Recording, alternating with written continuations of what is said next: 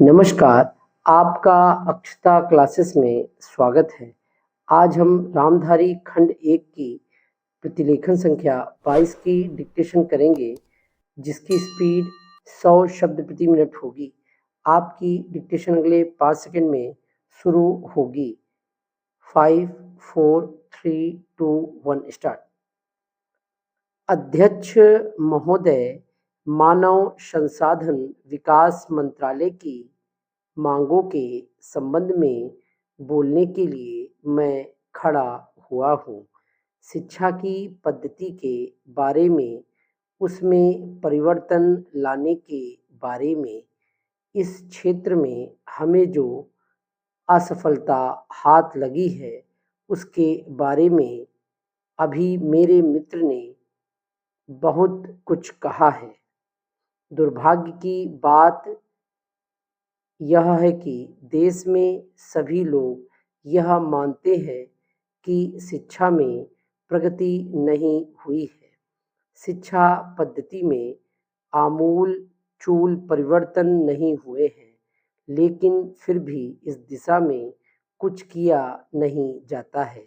ऐसा प्रतीत होता है कि इस विषय में कुछ भी करने की स्थिति में हम नहीं रहे हैं। स्थिति ज्यों की त्यों चली आ रही है। इतना होने पर भी शिक्षा की मद पर होने वाला जो खर्च है और जो उसके लिए धनराशि आवंटित की गई है वह भी बहुत थोड़ी है। लेकिन उस पर ना जाकर मैं आपका ध्यान इस ओर दिलाना चाहता हूँ कि मर्ज बढ़ता ही गया। ज्यों-ज्यों दवा की वाली कहावत ही आज चरितार्थ हो रही है। जितने ज़्यादा आयोग और समितियाँ बैठीं और जितनी ज़्यादा शिक्षा पद्धति के बारे में छानबीन की गई, उतनी ही ज़्यादा बीमारी बढ़ती गई। बीमारी का इलाज न होकर और भी खराबियाँ पैदा होती गईं।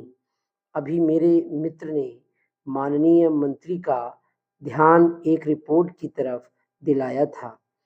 इस तरह की बहुत सी रिपोर्टें हैं। अभी सदस्य महोदय भी एक रिपोर्ट का जिक्र कर रहे थे। रिपोर्ट तो बहुत सी प्रस्तुत हुई हैं, लेकिन मंत्रालय ने उस पर कभी कार्यान्वयन करने की दिशा में कोई कदम नहीं उठाया। अपनी इस हालत को उन्होंने इसी सदन में स्वयं स्वीकार किया है।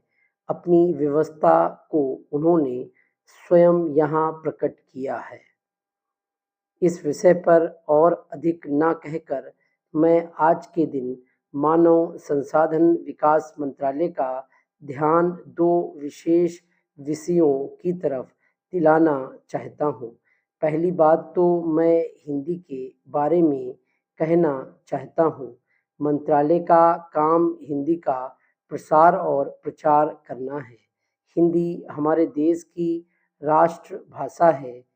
संविधान ने उसको राष्ट्रभाषा का स्थान दिया है, लेकिन हिंदी को वह स्थान अभी तक भी ठीक से प्राप्त नहीं हुआ है। इसके कई कारण हो सकते हैं। एक कारण हिंदी प्रेमियों का अधिक उत्साह हो सकता है।